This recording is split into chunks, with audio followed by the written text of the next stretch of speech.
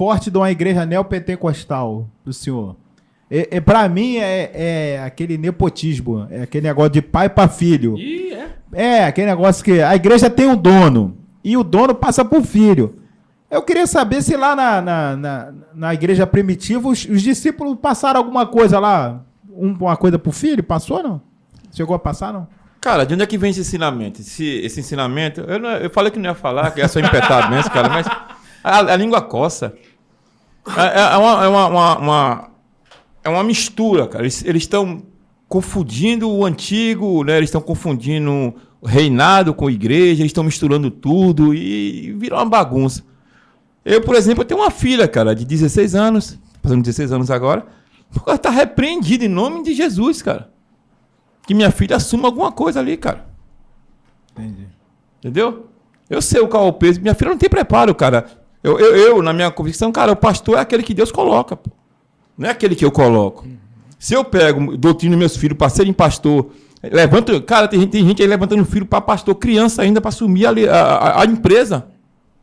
Isso é empresa, cara. É perigoso, né? Isso é nepotismo, cara. Você coloca a família todinha ali. Eu recebi uma proposta há pouco tempo de um pastor aí, né, aqui de Sepetiba, que ele falou o seguinte para mim, ele falou, pastor Naldo, faça o seguinte, coloque a igreja no seu nome e o nome da sua família, que aí ninguém tira o senhor.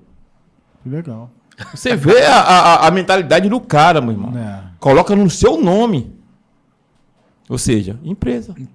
Não tem nada a ver com a igreja, cara. E o povo segue o cara, tá? Vamos falar disso aí também, esse povo aí, né? Por quê? Por que esse povo? Tá cego? Ou não querem o entendimento, né?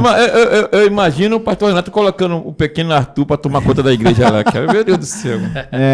Mas qual é a característica maior de uma igreja neopentecostal para o senhor? Então, é porque existem características de neopentecostais distintas. Você vai ver de cara que existe um modelo desse, dos primeiros, né? Uma neopentecostal, sim, com uma característica empresarial forte, de abertura de filiais muito grande. Isso no âmbito assim, administrativo de governo da igreja, né? E doutrinário, confissão positiva é muito importante, aquela palavra de fé, né? Eu determino e coisas assim. Não dá uma ênfase do ensino muito grande, algumas um pouquinho mais. Às vezes o pastor local pode compensar, né? O pastor local pode ser um bom mestre ali nos ensinos, mas de forma geral não dão tanta ênfase ao ensino, uma palavra mais triunfalista, a ênfase nos milagres, né? na cura divina, e uma característica importante da teologia da prosperidade como uma base muito forte. Só que isso, se nós olhássemos o cenário do movimento neopentecostal há 20 anos atrás, seria essa descrição, há 25, 30 anos.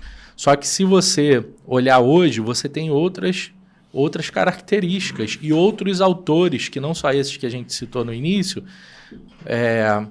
que tem uns que tem cara de batista e são neopentecostais, tem cara de pentecostal, mas são neopentecostais, e de reformado e são neopentecostais. Então você tem hoje esses que são os antigos, dão uma ênfase, né, na mídia, no serem teleevangelistas, né, muito forte, influenciaram a igreja brasileira, inclusive as igrejas históricas, todo mundo quis ir para a televisão. E eu lembro do R.R. Soares uma vez indo no Jô Soares, que o R.R. Soares foi no Jô Soares, né? Eles têm o mesmo sobrenome. Ele foi o cara que mais apareceu na televisão naquele período, naquela época, e ele foi dar uma entrevista para ele. Então, esses caras eram imbatíveis, né, de aparecer na televisão. Às vezes o horário da TV que não era concorrido ficava caro. Isso é o que os caras faziam. Mas hoje você tem um movimento fortíssimo, que são os movimentos das visões celulares. São movimentos neopentecostais. Eles têm uma raiz doutrinária semelhante, têm características muito semelhantes, só que tem uma aparência, uma forma de de crescimento da igreja diferente, a forma de usar os encontros, de usar as células, de usar as estratégias, de dar uma experiência para a pessoa dentro dos cultos, né? Uma experiência, o termo, assim, um bom termo de se usar é a experiência Disney. Eu vi até esses dias uma igreja lá da Barra que levou uma menina especialista na Disney, que já trabalhou lá, para dar um treinamento aos irmãos de dar uma experiência Disney aos irmãos na igreja local, né? É isso, mano? O que seria uma experiência Disney? Eu fiquei com a batatinha aqui atrás da orelha. Aqui. Interessante, né? Você tem uns cuidados tão grandes que a sensação de que você, ao entrar naquela igreja, desde o momento em que você deu o primeiro passo ali até que você saiu, tem um monte de coisas que foram calculadas ali. O cheiro do local, o clima, o tipo de música, a sequência, a abordagem das pessoas, como elas falariam com você, a lembrancinha. Tudo aquilo está calculado para você sair de lá com uma sensação de que foi num lugar mágico, como a Disney, né? E tudo tem que ser impecável, tem que funcionar redondinho. Essa experiência Disney, ela é uma coisa bem característica do neopentecostal. Mas se você olhar para essas primeiras igrejas, essas mega redes de igrejas, né, do início do neopentecostalismo, você não tinha essa corrente. Ela é bem característica do momento atual e de muitas igrejas de visão. Começou com G12, né? O nome foi ficando meio marcado porque o pastor implementava o G12 na igreja dele, rachava a igreja, e isso estava dando muito problema. As pessoas diziam coisas sobre o encontro com Deus, esquisitas. Aí o pessoal foi adaptando e criando siglas novas, né? Parece que você muda o nome do negócio, ele vira outro, né? O seu problema é G12, bota outro nome aí surgiram diversos nomes novos, e as igrejas históricas foram aderindo. A igreja tem 100 anos, às vezes, uma igreja local, eu digo, né? Uma igreja do bairro. E ela, de uma hora para outra, adere a um movimento de visão, só que para ela aderir àquele movimento, ela tem que se revestir de uma doutrina que não cabe à sua doutrina histórica, né? Então ela tem que descartar aquilo aos poucos, a doses ali light para o cara, o membro da igreja não ir percebendo, ele ir gostando que o clima ficou melhor, que o ambiente da igreja ficou mais agradável, que a poltrona melhorou.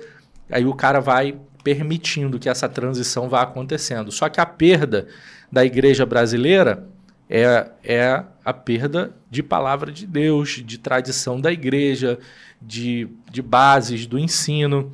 Da mesma forma que houve lá no início da igreja, né, no quarto século, mais ou menos, que você tem um império determinando que agora tem uma nova fé, né, oficial, e você agora tem que colocar o império todo aos moldes do cristianismo da época. E você não dá conta com essa explosão, você não dá conta do ensino.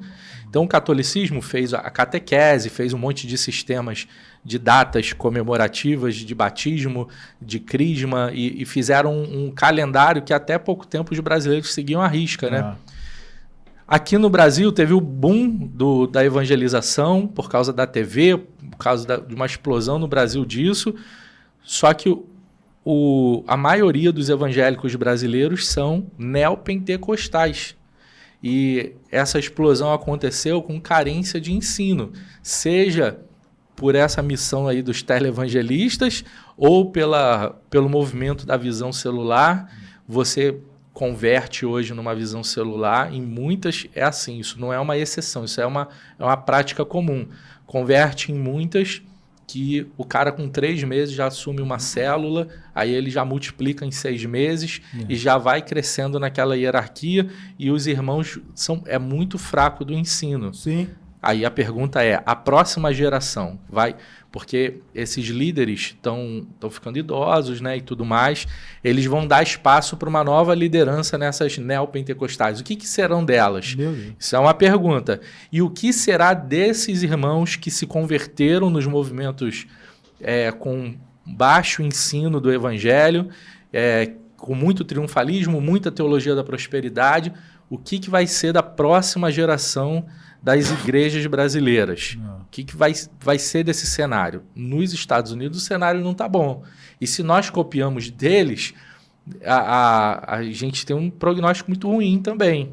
Então você tem igrejas históricas virando neopentecostais, você tem um movimento neopentecostal muito forte, e a galera tá lá na igreja, ou tá mudando de igreja, o cara saiu de uma igreja que tinha base e foi para uma mega church maravilhosa, agradável, né, no clima, só que ele está aprendendo naqueles ensinos ali. Tem o John Bevere, que a galera tem lido pra caramba hoje. Cara, ele é um autor neopentecostal demais. Tem uns brasileiros aí que se tu disser que é neopentecostal, ninguém acredita. Mas a galera tá nessas igrejas e eles acham que ser evangélico basta. Mas eles não conseguem distinguir em que cenário que eles estão, não sabiam nem que precisavam fazer essa distinção e o quanto isso vai afetar a fé deles. Meu Deus. Pastorzão Wagner, tem muita